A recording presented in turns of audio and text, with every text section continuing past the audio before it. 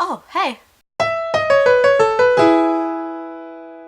Hey you guys, it's Ezra May, and today's Friday film is one that I've watched way too many times, The Sisterhood of the Travelling Pants, which was released in 2005, and I'm sure it's on most of your top 10 chick flicks. When I first watched it, it was 2005, so I must have been like 14 or something. It was the first time I ever cried at the actual cinema, and my family still teases me about it because I went with my whole family, I believe, because you needed parental guidance back then, and I've never cried in the movies since, so it must have been some pretty powerful stuff. I didn't know that it was based on a book, but obviously once I found out, I bought the book. Now this is the movie cover version. I want to know, does it annoy some of you guys when they release movie cover versions? Because it doesn't personally bug me, but if it were, for example, like the Twilight series and I had some movie versions and some original covers, I would get really annoyed in terms of collections, but sometimes they're really nice, and so this one's exactly the same, so I really didn't mind that. It turned into one of my favourite book series by Anne Brashares, and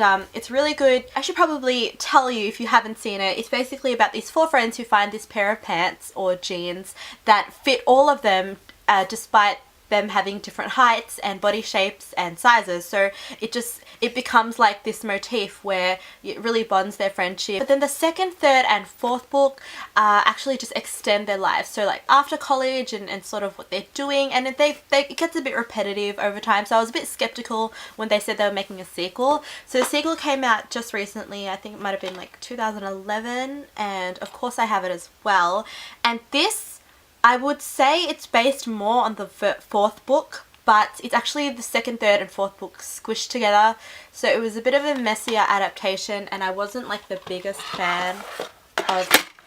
It's okay, I mean, you know, if you fell in love with these characters the first time, of course you'd want to watch them again, but the first movie is definitely a lot better.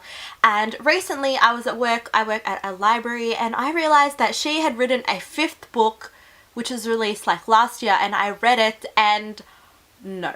Okay, I'm not an author and I'm not a television writer. This is what I don't understand. If the only way to move a story forward is to kill one of the characters, then maybe don't move it forward. Maybe just leave it happy, because books and television and film are the way that we escape the reality and the pain and everything we go through, and then you just kill someone off. Like, is that even acceptable? I don't.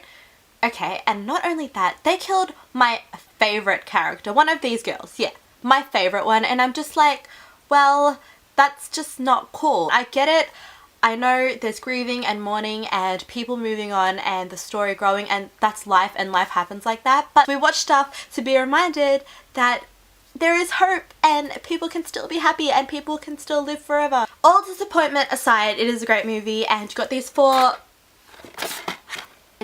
four brilliant actors who all have their own TV show after doing this movie. We've got Amber Tamblyn, America Ferrera, Alexis Bledel and Blake Lively, who play these four best friends, and they are some of my favourite actresses, so definitely check it out. It's a good Friday night film, and if you like chick flicks, it's perfect for you. Thank you, that'll be all from me, and I'll see you guys next week. Bye!